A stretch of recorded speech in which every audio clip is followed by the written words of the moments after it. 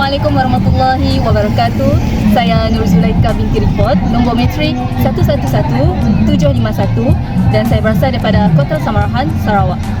Saya merupakan mahasiswi daripada Ijazah Sarjana Muda Pendidikan Islam dengan Kepujian dari Fakulti Pendidikan Bahasa dan Komunikasi Universiti Malaysia Sarawak.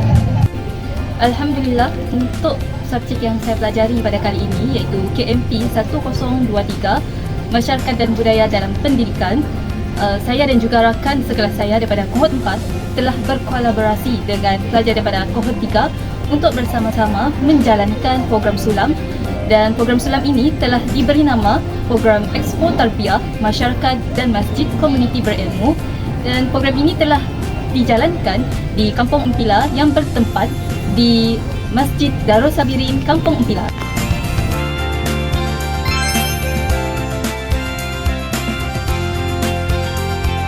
Baiklah, secara ringkas, program ini memberi peluang kepada pelajar untuk terlibat secara langsung dengan komuniti masjid melalui aktiviti berasaskan pendidikan dan kemasyarakatan. Melalui penglibatan ini, saya dapat melihat peranan masjid bukan sahaja sebagai tempat ibadah, tetapi juga sebagai ruang pembelajaran dalam komuniti. Oleh itu, video ini bertujuan untuk berkongsi refleksi saya serta mengaitkan pengalaman tersebut dengan aspek pendidikan, budaya dan juga masyarakat di Sarawak. Seterusnya, saya akan kongsikan bagaimana pengalaman ini dapat membantu saya dalam memahami hubungan di antara budaya komuniti masjid, masyarakat di Sarawak dan juga proses pendidikan yang berlaku. Setelah saya menyertai program sulam di Masjid Darussabirin Kampung Empila, saya menyadari bahawa budaya komuniti masjid ini sangat mempengaruhi proses pendidikan yang berlaku, di mana pendidikan tidak disampaikan secara formal seperti di bilik darjah. Sebaliknya, berlaku melalui penglibatan secara langsung dalam aktiviti komuniti. Melalui pelaksanaan aktiviti sulam ini, saya dapat melihat bagaimana norma sosial dan adab berjemaah diterapkan secara tidak langsung dalam proses pembelajaran. Oleh itu, sikap saling menghormati terutamanya terhadap imam dan individu yang lebih berilmu menjadikan penyampaian ilmu lebih berkesan kerana pembelajaran berlaku melalui teladan dan juga pemerhatian. Hal ini dapat menunjukkan bahawa usaha untuk mengembalikan fungsi masjid sebagai sebuah institusi pendidikan memerlukan gabungan kerjasama yang erat daripada setiap lapisan masyarakat, dan individu turut perlu diberi kesedaran tentang kepentingan masjid dalam melahirkan generasi yang mantap dari segi sahsiah dalam mengharungi arus globalisasi yang tidak terkawal pada masa sekarang. Selain itu, peranan imam sebagai pembimbing dan rujukan jelas mempengaruhi cara peserta menerima ilmu, bukan sahaja dalam aspek ibadah tetapi juga dari segi pembentukan nilai.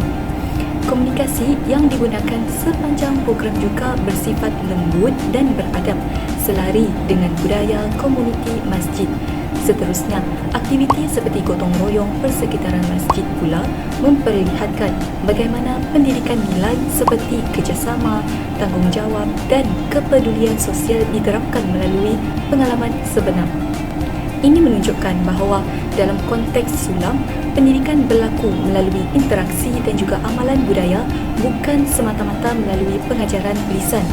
Secara keseluruhannya, program sulam telah menjadi medium yang memperlihatkan bagaimana budaya komuniti masjid membentuk proses pendidikan secara holistik dan bermakna dalam masyarakat setempat. Selain pengaruh budaya komuniti masjid terhadap proses pendidikan, pengalaman saya dalam program sulam ini juga membuka mata saya tentang bagaimana latar masyarakat di Sarawak yang berbilang etnik Muslim turut membentuk gaya pembelajaran dalam komuniti masjid. Jadi, bagaimana masyarakat Sarawak yang berbagai etnik Muslim membentuk gaya pembelajaran komuniti?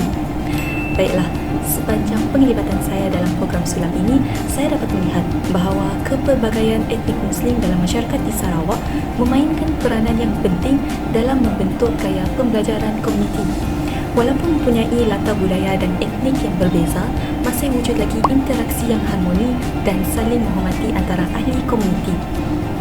Seterusnya, dalam proses pembelajaran, hormat terhadap golongan yang lebih tua dan individu yang berilmu sangat dititik beratkan, sikap hormat dan adab yang ditunjukkan melalui tolak ansur, saling menghormati dan saling memahami dalam kalangan masyarakat di Sarawak merujuk kepada toleransi dalam hubungan antara umat beragama.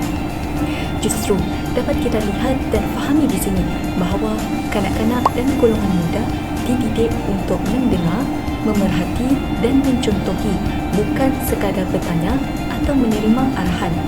Ini menjadikan pembelajaran berlaku secara berperingkat dan berasaskan teladan.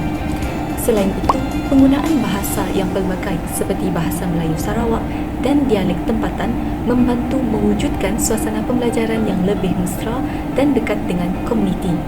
Pendekatan ini menjadikan penyampaian ilmu lebih mudah untuk dipahami dan tidak bersifat formal, sekaligus menggalakkan penglibatan aktif peserta daripada pelbagai peringkat umur.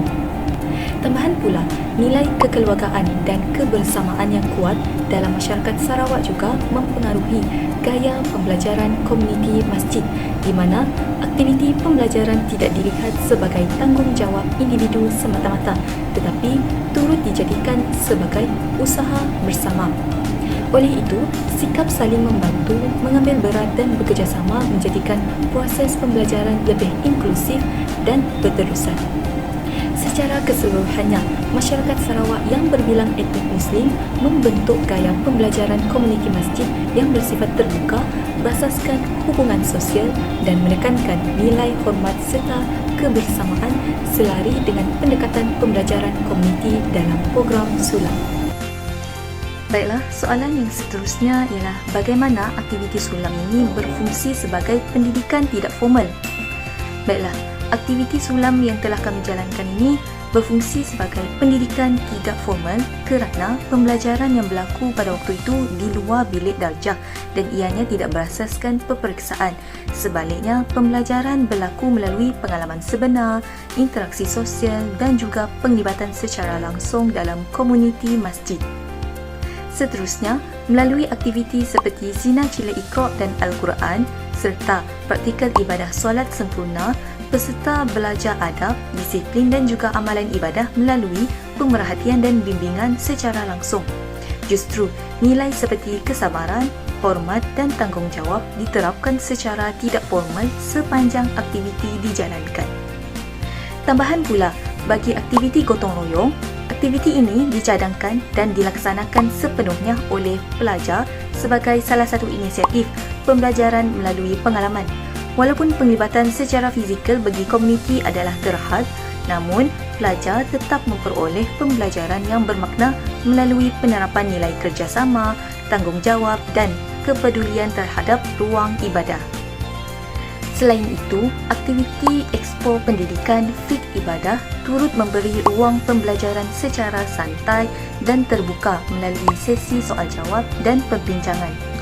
Justru, secara keseluruhannya, aktiviti Sulam menyokong konsep pembelajaran sepanjang hayat dan ianya turut membuktikan bahawa pendidikan tidak formal dapat berlaku dengan berkesan dalam komuniti masjid. Baiklah, dari sudut keberkesanan, antara elemen pendidikan yang berjaya dalam program Sulam ialah pendekatan pembelajaran yang berasaskan pengalaman yang dilalui oleh pihak belajar sendiri dan komuniti. Aktiviti seperti gotong royong persekitaran masjid dan dewan yang dicadangkan dan dilaksanakan oleh pelajar membantu saya memahami aspek pengurusan, kerjasama dan tanggungjawab dalam pendidikan tidak formal. Selain itu, aktiviti Zina Cila Iqra' dan Al-Quran, praktikal ibadah solat sempurna dan Expo Pendidikan Fiqh Ibadah menunjukkan bagaimana komuniti dapat belajar melalui penglibatan langsung, interaksi sosial dan pengalaman nyata. Walaupun penglibatan pelajar dan komuniti berbeza mengikut jenis aktiviti, namun objektif pembelajaran tetap tercapai. Seterusnya, dari segi respon komuniti, komuniti masjid secara umum bersifat terbuka dan menerima kehadiran pelajar serta aktiviti yang dijalankan.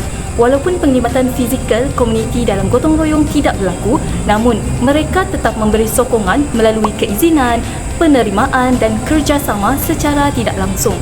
Ini menunjukkan bahawa sokongan komuniti boleh wujud dalam pelbagai bentuk. Selain itu, dari sudut faktor budaya, norma dan kebiasaan masyarakat mempengaruhi tahap penglibatan mereka.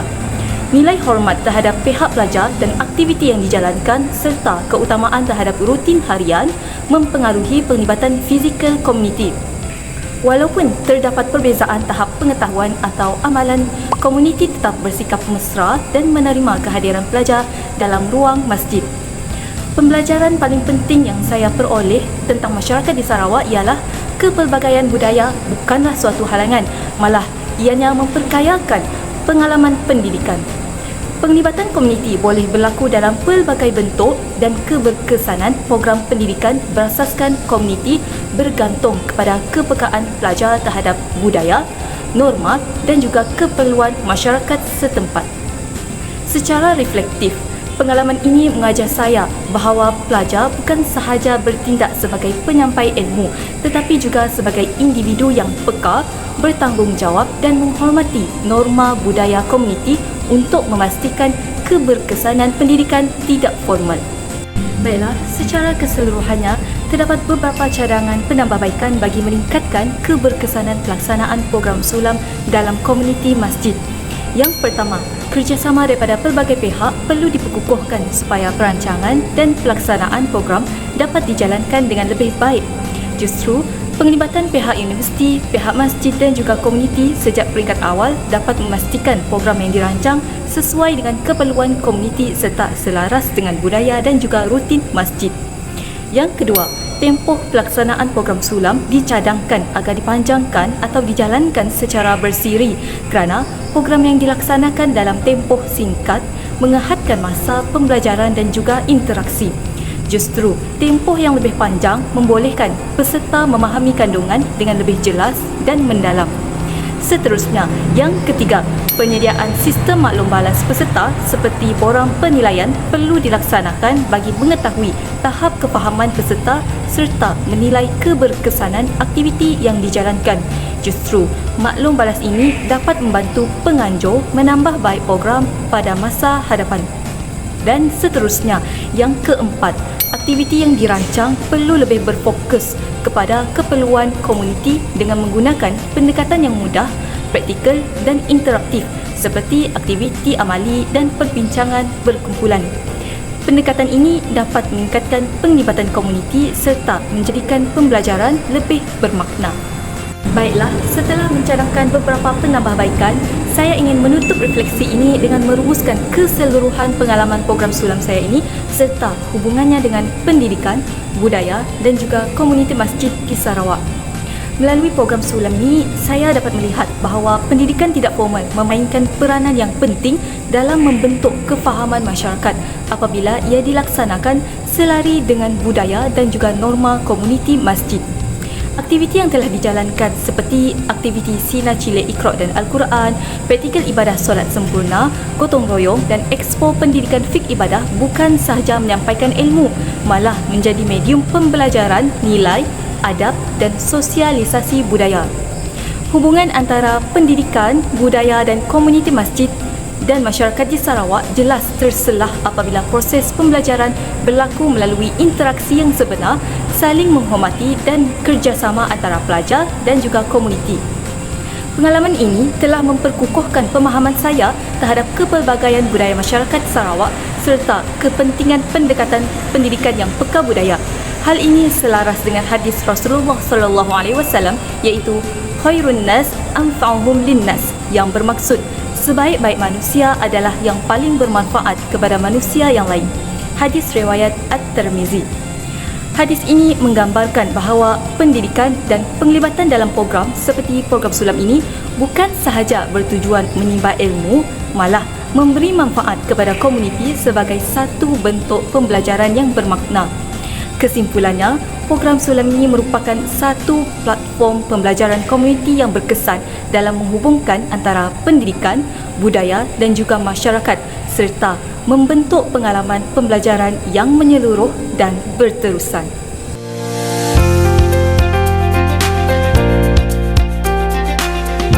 Alhamdulillah, sekian saja untuk video refleksi saya pada kali ini.